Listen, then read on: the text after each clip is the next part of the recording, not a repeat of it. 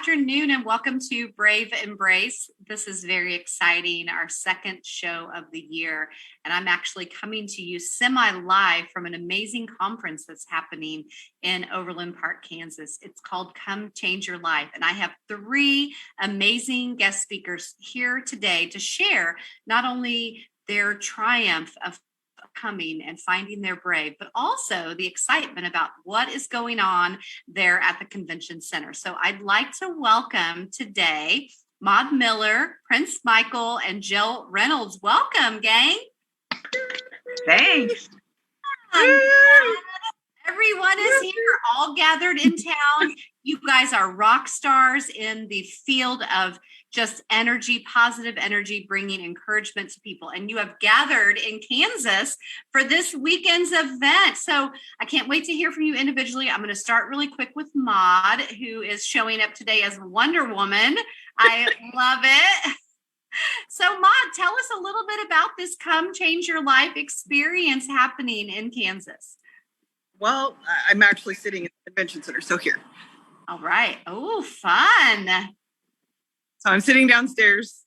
We're literally right here in this room.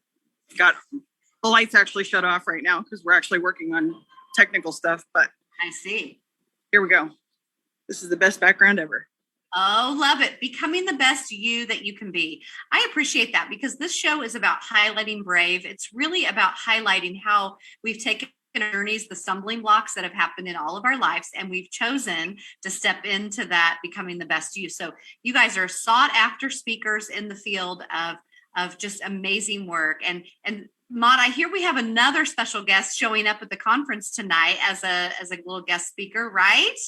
We do. I actually went and picked him up at the airport just a little bit ago and dropped him off in his room for kind of a rest and relax before we actually get started. But yeah, Adams is here in town, so he'll be here. That's amazing. That is a great comedic relief. It's also someone who's dedicated to, filling the back ends of these nonprofits that serve. So I'm going to jump quickly over to Prynce, if you don't mind. And Prynce, thank you for being here. Your home state is Georgia, correct? And here you are in Kansas City for yes. Welcome. Thank you for having me. I'm so excited. Yeah, well, tell me a little bit about your why behind what's driven you. I know you are a host to a TV show. You are a best-selling author. And here we have you to speak on this amazing platform. Tell me a little bit about your message tonight. So honestly, my why behind coming today was very simple. I always say it's my soon to be famous motivational speech, Mirror, Mirror on the Wall. And basically what I'm going to be talking about is a lot of times we look for everyone else to motivate us. We look for everyone else to be able to change our lives. But the only person that can do that is you. The person that you see in the mirror is the only person that can actually do that for you. You can get all of the information in the world, but if you don't do anything with it, nothing's going to happen. So you have to be your own motivation. You have to be the person to change your life. So that is the message that I actually came to share with everyone tonight, because I had to learn that same thing not that long ago. And that is what catapulted me into speaking. That is what catapulted me into being an author, a host, and actually going out and purchasing my first home, buying my first luxury vehicle. And I was just like, oh my gosh. But all of that happened once I realized I was in control of changing my own life. I was my own rescue. That gets me so excited. So your own rescue. Wow, that is like a takeaway for me. I hope you don't mind. I'm going to steal that line. Go right ahead. What you're saying, you face some stuff and you know that you're ready. You're on the cusp of like what's best and what is next. And that is what is happening for you. And I think that's what's also been happening for our other guests. So we have Jill Reynolds with us today as well. And she's going to be speaking and sharing this weekend. You organize healing retreats. You do a lot of event speaking where you bring messages of hope and healing to your audiences. So Jill, welcome. And say a little bit about what brought you into this space. Well, thank you, Kim, for having me. And yes, I'm with Braveheart Workshops, and I'm all about hope, health, and healing, and connecting and joy, moving from victim to victory. And so my heartbeat is that I really felt like God took hold of me 41 years ago and completely delivered me this month, actually, 41 years ago, of crack cocaine addiction, alcoholism, and then 31 years ago from codependency, and 7 years ago from eating. So complex levels of trauma and addiction that built up to where you knew you needed a change. I might have a little bit of snag in your audio, so I'm just going to keep talking, but I appreciate you sharing, what brought you into this and your why. Feel free to log out and log back in if you need to, Jill. So I'm going to move to Maude for a minute, because I know Maude is there, on the scenes. I know that Prynce is there also and ready to go down and kind of get into the gist of the evening. But this is a weekend event, right? And so, Maude, tell us a little bit about your why and kind of some of the challenges that existed as you traveled to Kansas City this weekend for this event. Well, my why is actually my little girl. She was born healthy, happy, but she was diagnosed with cancer when she was 5, which is actually 18 years ago this week. So on my way traveling here to Kansas City, I was triggered by just the usual things. Now everybody notices them, sees them, wears them all the time. Masks that everybody wears. The second that I see one or see a bunch, it depends on what's going on and where I am and what is actually within that area too. Getting on the plane over the weekend to actually fly here was not easy. Getting on the plane and looking up and actually seeing people with masks on, it became one of those things where I had to struggle through those moments and figure out exactly how. I have PTSD, diagnosed with it a long time ago. I was given the opportunity to talk to counselors a lot. Very thankful that my ex-husband was actually military, and I was actually military. So they take those things into consideration quite often and worry about the service members and the veterans that have actually come through that might potentially go and commit suicide, have mental issues, have mental problems, that kind of stuff. So they took it very serious when I started saying that I was having problems. So they gave us the opportunity to actually go and be able to seek help. I did. My ex-husband didn't. So I learned a lot from those sessions and figured out exactly what my triggers were then. Now it's a new learning curve because, was going into hospitals and that kind of stuff that was triggers. Now it's literally out in the world. I mean, it's everywhere. You turn around and you look and you see somebody with a mask on. You see somebody wearing it wrong. You see someone, all of those things become triggers with me. I've gotten better with certain things, but seeing large amounts of people with masks on becomes a problem for me. Right. Thank you for sharing that so vulnerably. I know I could see in Prynce's face as well, like the understanding of how these triggers play out. And while it might be one event for someone, it could be another thing for another person, but yet still has a response of triggering the emotions from that, right? Prynce, I could almost see it in your face, like the acknowledgement of, tell me what you were kind of thinking there. I really picked up on it. So first and foremost, Maude, it takes a tremendous amount of courage to even be able to share something like that. So first off, thank you so much for your vulnerability, because that takes courage. But as I was listening to what you were saying and listening to your triggers, I actually encountered something where my brother went to sleep, and I phrase it that way because it makes me feel better. My brother went to sleep back in September, on September 3rd, and he never woke up. And one of the things that I learned from actually having a counselor now, a grief counselor and another therapist as well, is triggers as well as boundaries and things like that, because you never realize how many triggers you have until someone actually gets to the root cause of it. And I learned just from having my therapist how certain things will trigger someone and you're looking like, what is wrong with you? Like, why is that triggering you? So one of the things that really gets me is when people do not respect the boundaries that you have set. because I had no idea that Maude actually had lost her child. I had no idea about that. So now that means that there's a different way that I can actually cope with her. Because if I know that a mask is a trigger for her, then that means that, hey, I'm healthy and great. That means that I won't do that around her. I don't need to wear that around her because I understand that that is a trigger for her. And I think that just listening to her, you learn so much from people, and becoming the best you has to deal with learning and growing from other individuals as well. So that way you can actually be able to gain a different perspective so that you yourself can also become even more successful as well, just by listening to someone. Sometimes you don't need to say anything. Sometimes you just have to listen.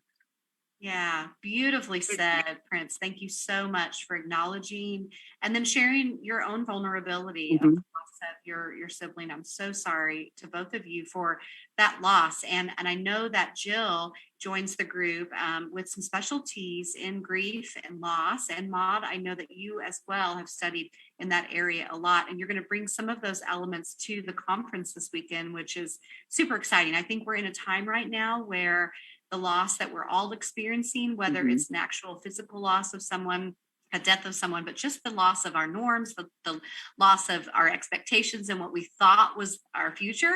And so, Jill, how do you bridge that gap between identifying someone's real pain and the situation, but then helping them step over into the idea of maybe some healing, stepping into healing from that grief? Well, thank you. And sorry, the hotel internet went out when I was in the middle of speaking. So no before I bridge that, I was trying to say, so with me speaking at this event, and this bridges into that, I was able to go for 40 some years to 12-step recovery group. And so one of the things that I speak on is the snippets of spiritual awakenings that I have had as a result of my recovery. And so from the recovery that I've had, what I think the very best way that I have found healing is after so many years of going to meetings, seeing professional therapists, and being really with the best therapist in the world, I believe. I have come to realize that for me, cognitive therapy doesn't cut it. Talk therapy, I think, works a small amount for healing. But when you're into severe PTSD and trauma and disassociation and severe anxiety depressive disorder, seeing a professional therapist and just talking about it is about 15% to 20% effective. So what I do and what has worked the best for me, I started first with EMDR, eye movement therapy. And that got me started with the healing. But what really took me over the edge, Kim and Prynce and Maude, was when I realized that none of us have bad parts. And so, we go through life thinking, I've got to get rid of shame. I've got to get rid of my anxiety. I got to get rid of this. Something I'm doing right is wrong. And so we go through life constantly thinking the parts of ourselves are bad. And I see this really prevalent in the Christian community where they think, well, if you're still living with fear, it's because you're not close enough to God. And so you go through this period in your life that you think you're not doing it well. So I've come to realize that nothing in us is bad.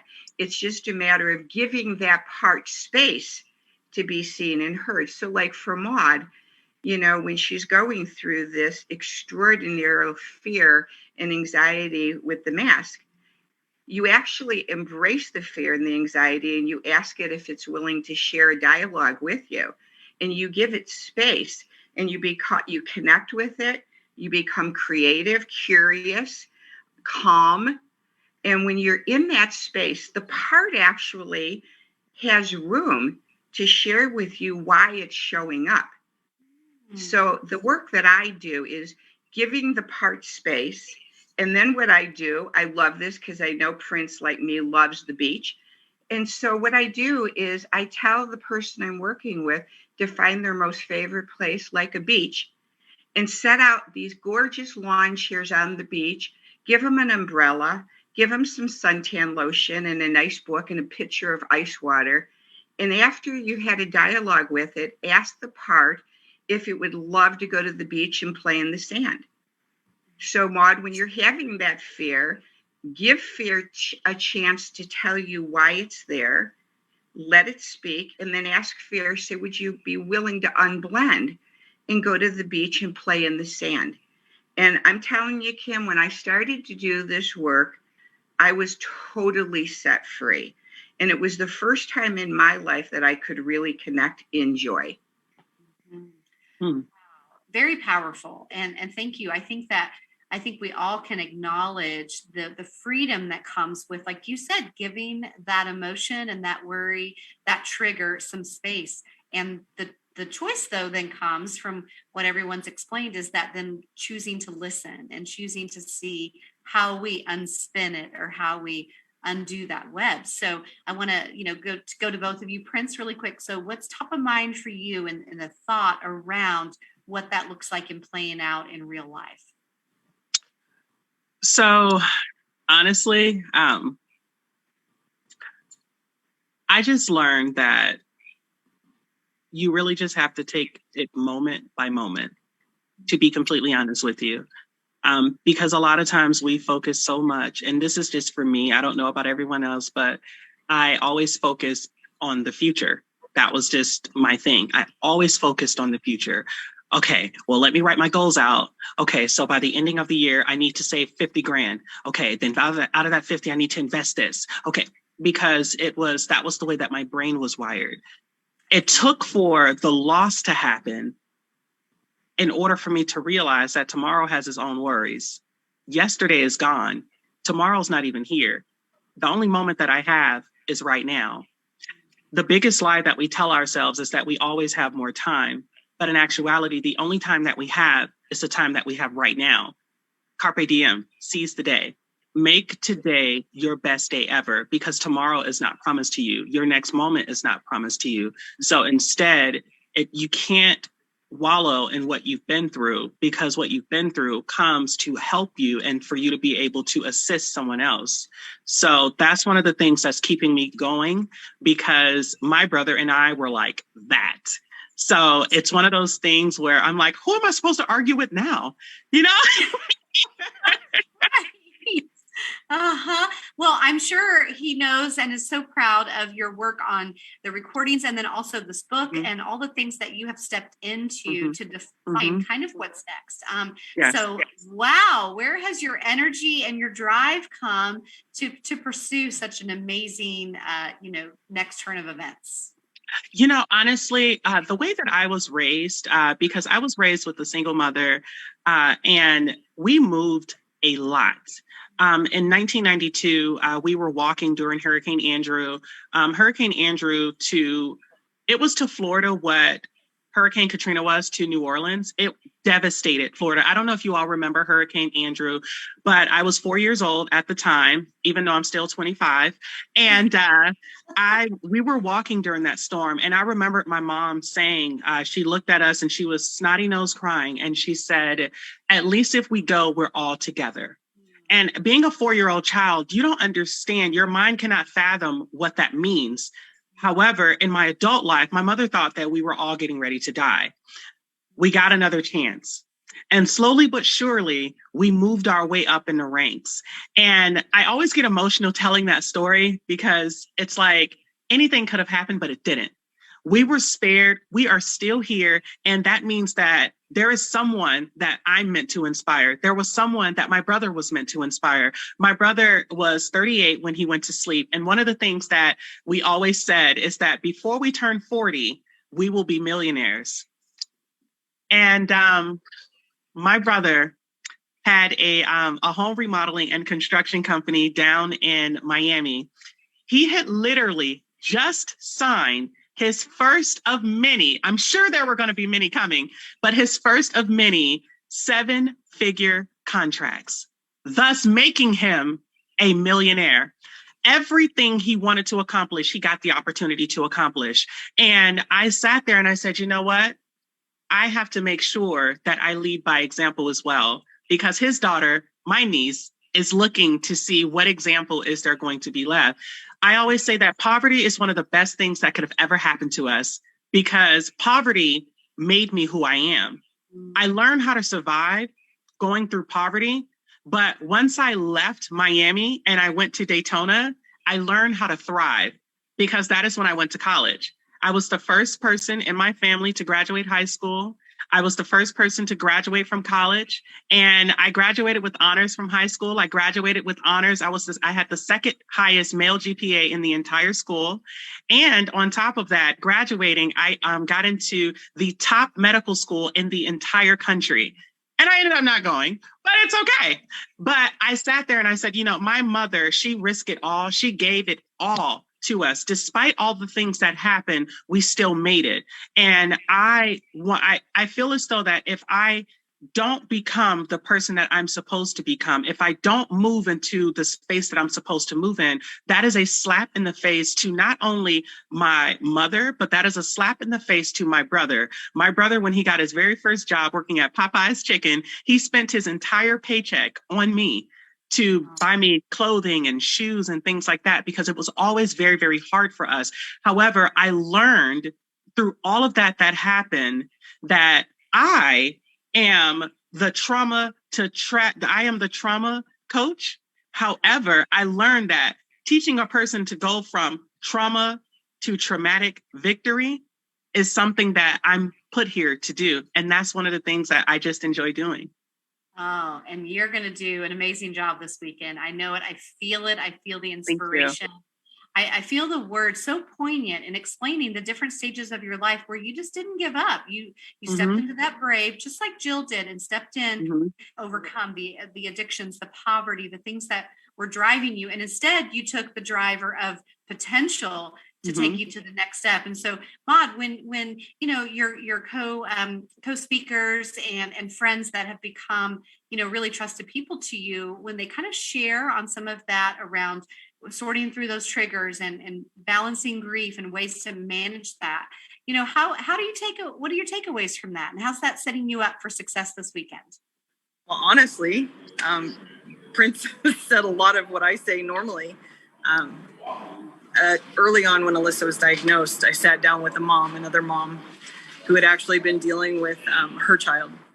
Her daughter she was diagnosed with cancer. She had Ewing sarcoma, which is a cancer of the bone. It had spread from her leg into her hip. She was 21 years old. She lost half of her pelvis and her whole right leg. And she was trying to recover, trying to get up, move around, that kind of stuff.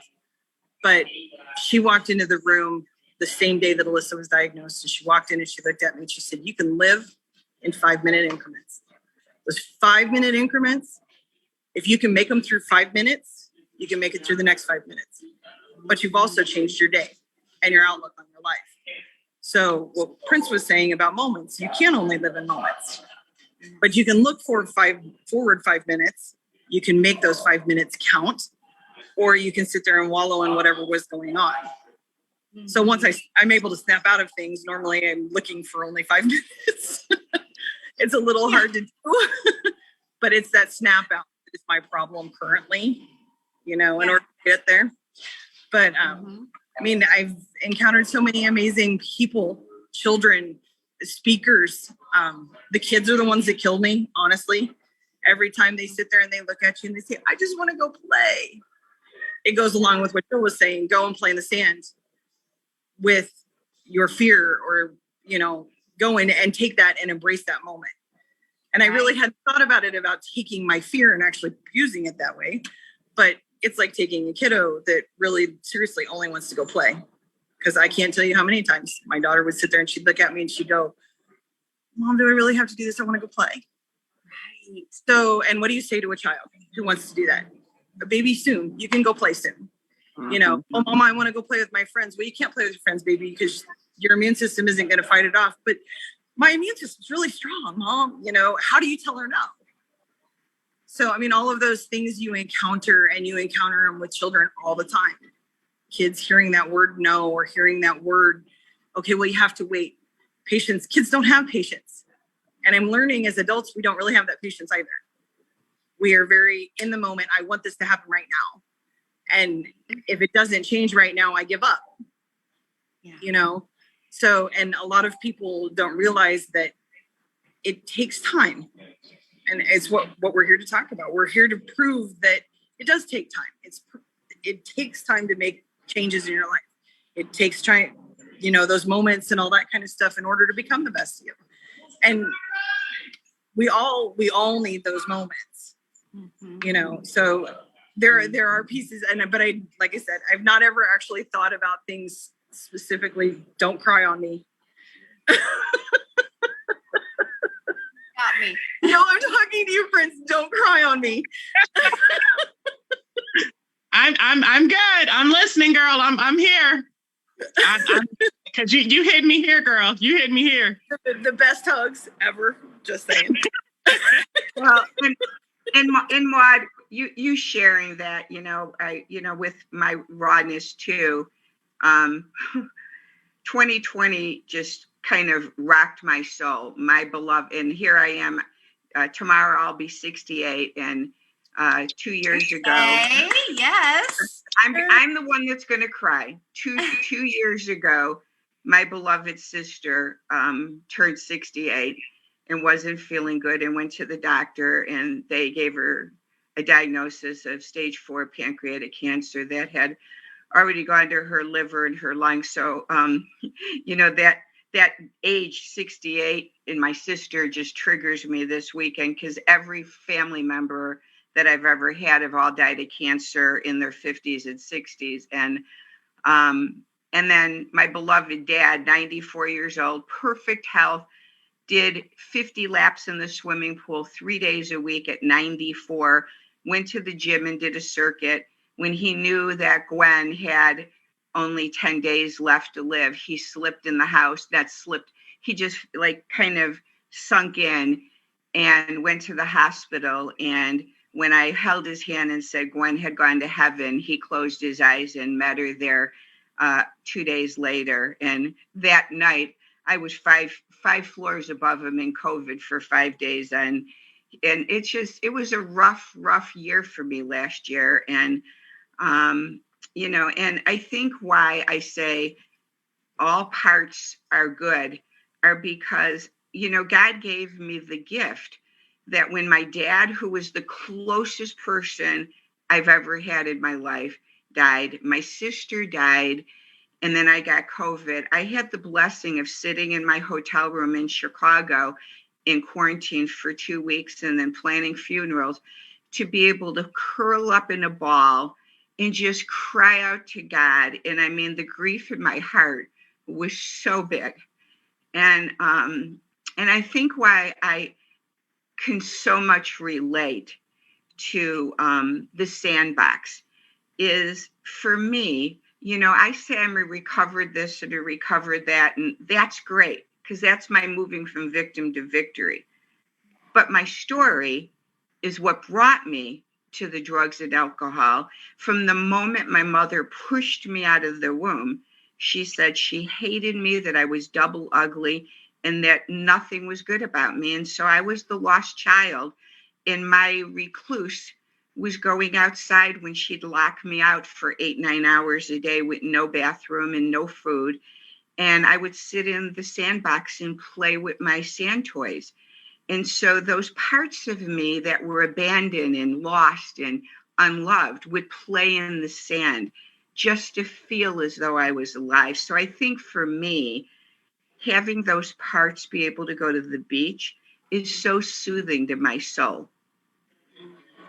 Wow. You know, I really hear that each of you has found a way to take the trauma and work to turn it to, you know, that triumph, as you said, Prynce, and Jill, just by figuring out what works for you as far as the healing place, and you've identified the beach and the sand, and then encouraging, you know, say Maude, for example, as someone who has her feet firmly planted in overcoming. I mean, completely. I can't imagine being, you know, a mother and losing a child, my dear friend, and to join the others losing siblings. And you know, what we're facing right now, I think, in society is loss and is reorganization of the normal and what we know. So conference like this, the joining of rock stars like you three and the many others that are presenting are not only sharing your life's triumphs, but also the difficult moments that brought you there. And, I'm curious, so tell me, let's start with Jill. Tell me a little bit about the one thing you hope to communicate strongly to this audience that's waiting to be encouraged and inspired. Well, I had to really, I kind of like Prynce saying, living, for today in the moment. I've had to learn, it was really, really hard for me to do. I had to learn to live with no intention. And I have to explain what I mean by that. Most of us live with intention. I'm intentionally going to get up today. But for me, I had to do just the opposite and live with no intention and just show up for life. Because when you ask me what I'm planning on speaking to, I have an idea, but I never, ever get on stage and speak with an intention. And it sounds crazy, but before I go on stage, I pray. And one of the things that I do with this burden release work and that I've learned how to do is even when I've done retreats with retreatants, and they'll come to me and say, I want to go next. I want to share my story, my pain, but I don't know what I should talk about, what burden I should release. And I'll say to them, can I pray with you? And what I do is I just gently just say, Father God, put a finger on anything I do that doesn't please you, anything that grieves you, Holy Spirit, take control. And then I just say, Father God, give me the one word that comes to your mind that I need healing in. And the Lord always gives me the one word. And so, with my spiritual awakenings that I've had, I have a story on my train whistle, my wanted story, my essence of humility, and my lost innocence. And so I have these segments of my life, and the Lord just tells me at the moment what I'm supposed to give to the audience. So I don't know until it's my turn to share. I don't know what he's going to tell me. That's exciting. I'm like on the edge of my seat, even the hearing the titles of those segments of inspiration that you want to share. It helps me understand that each of those parts of our story is so brutally important, right, Prynce? To like the next step, each of those things you've overcome fuels and feeds the next. Is that what you hold close to your heart as well? I have a feeling. It is. It really is. Simply because when you've gone through something, whatever that may be, everyone's story is not tragic, but everyone has gone through something. I saw this meme on Instagram one day, and it said, everyone that you encounter is going through something. Be kind to them. And it stopped me in my tracks, because when I was growing up, everything had to deal with finances, the lack thereof, so we were on government assistance, food stamps, and now they're bougie with the food stamps. They have cards. We had the paper, Yes. So not far from either. I understand that. Yes. So growing up and going and encountering all the things that I've had to endure, I don't say that it happened to me. It happened for me, because it gave me a leg to stand on. Even though I'm the age that I am, I've gone through so much life to the point where most of the people that I have that are friends, I typically don't have people that are the same age as I am, because they haven't endured what I've had to go through. Typically, my friends are older than I am, because they've experienced a little bit of life the same way that I have. So when you experience a lot of life like I have, it gives you that leg to stand on. It allows you to be able to speak to just that many more people, simply because you've gone through so many different metamorphoses. We're all like butterflies. We all go through a metamorphosis. When we start out, we're caterpillars. We then go into our cocoon. When you're in your cocoon stage, that is the hardest part of life, because everything is being thrown at you. However, when everything is coming at you, that cocoon is not going to break, because it is meant to shield you. So therefore, you may bend, You may stretch, you may lose form, but you will not break. And that is something that I had to learn and hold on to when I was going through being homeless, sleeping in my car, not knowing where my next meal was coming from, being at a Circle K and not having $1.60 to be able to afford $1.60 hot dog and soda combo. So when I look at all of that, I say, you know what? I have a story, and it's so powerful that my story has to be shared. Because if I hold on to my story, my testimony is someone else's victory that's waiting to see that. So from trauma to triumphant victory. So I always say that everything that you've been through is simply a leg up for you to be able to help someone else. Woo! I am in with you. I am so hanging on every word. I mean, first I want to go back to the caterpillar example, because that is beautifully said.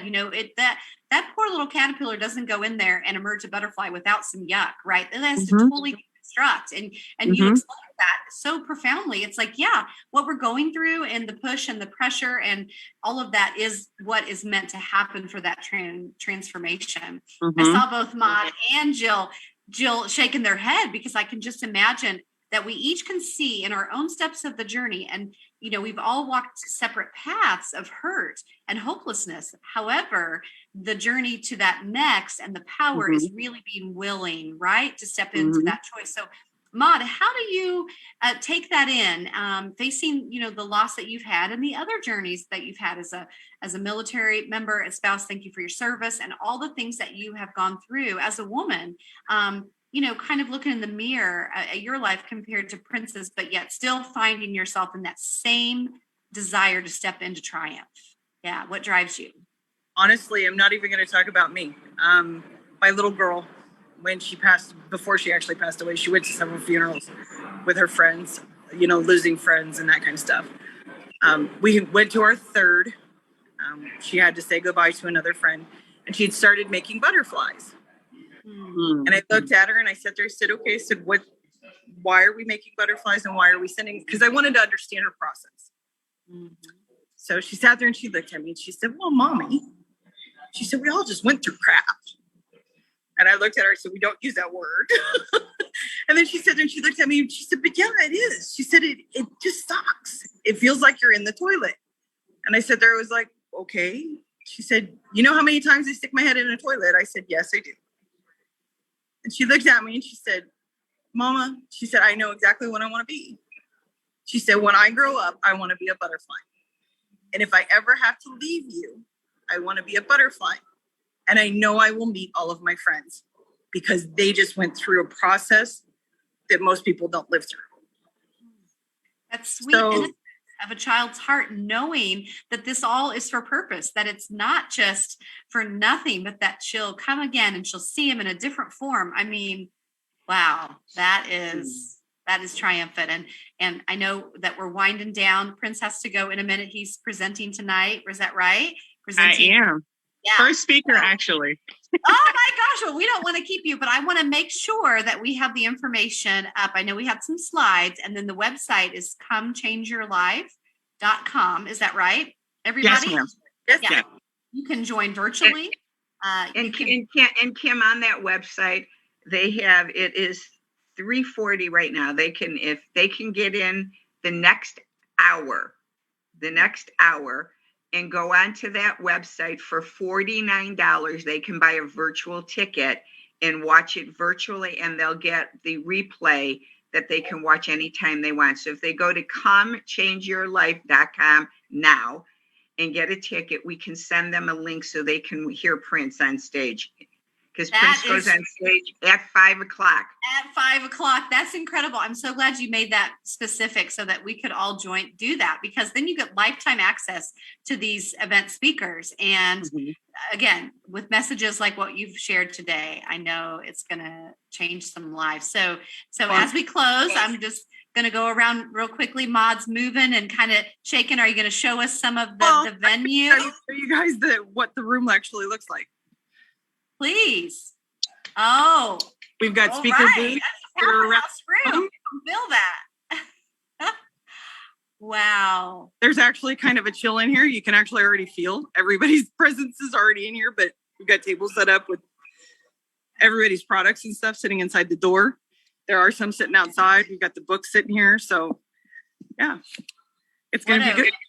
A rare chance to come and hear, sisters and brothers' stories that bind us as humans, right? And these losses and these tragedies and how we've all worked to, move ourselves out of it. So Prynce, inspiring word to leave us with today. Yeah. I got a little something. Something. I'm waiting. I know Jill and Maude are too. We're all like, what did you say? I typically go back to one of the things that my mentor said back in 2008. And I said this yesterday when I think it was Jill that went live, and it was about success. Success looks different to everyone. Success is not just money. Success is not just health. Success looks different for every single person because it depends on where you are in your life, of how you define success. But I wanted to leave you with the definition of what success is, because you won't find it in Webster. They got it wrong, y'all. I just want you to know. So my mentor said back in 2008, he said, let me tell you about success. Success, the definition of success and how you find it. Success is located within the word itself. It is located within the letter U. God put it there because he knew that it would be the last place you would think to look for it. Wow. That's right. Like to believe you're already in it, right? To believe you're already in that success mode and look at yourself there, see it, grab it, step into it. Yeah, that's a good one. Wow. Well, I want to thank you, Prynce, and I want to give you permission as I'm closing with the girls and kind of hearing their takeaways as well. If you have to step off so that you can go prepare and be ready, I just want to say thank you for joining us. Your magical spirit and just the life that you exude is strength and bravery at its core. Thank you so much for having me, and I look forward to seeing you again. Definitely. Thank you. Good luck for the weekend and tonight. Yeah. Okay, ladies, I'm not letting you go quite yet. Thanks, Prynce. Bye. So, Maude, I know that you were kind of doing a quick turnaround as you're seeing people come in and getting ready for the show. What are some parting words that you have today? Well, honestly, I think that my parting words would find the best way through your path. Look at what you're doing, where you are in this moment, and look to those who have the wisdom that have already been there. Look to those that actually have that path already kind of defined, but not really defined because they're still finding their way. They might be able to give you a hand and help you on that path. That's what we're here to do this weekend. We're here to give people that hand up, let them move on that path to actually becoming the best you. So. I love it. It's like a hand, I don't want to say a handout, but a hand reaching out to someone saying, I'm right here. Take this step with me. And I know it'll be fun. Maude, I'll be looking forward to seeing you virtually. Good luck with everything. Thank you for all the work that you've done. I'm going to lean it over to Jill here, just in case you have to sign off, Maude. But Jill, I know that you have a big part in this weekend. And also I sense that you have this need to kind of wrap the speakers and the organizers also in this special place of peace. And you want to give a message to them as well for their efforts and their energy into this event. So what is it that you're going to share with us and our takeaway? Yeah. So I always let people know to embrace their story. I have my own podcast show called The Connection Show. And the Holy Spirit gave me that show, helping people to connect the dots of their story, the good, the bad, and the ugly, to how that story's led them to who they are today. And, I just have this vision, Kim, that when Jesus walked the path and when Jesus was on earth, he shared parables, accounts, and story for the purpose of transformation of another person's life.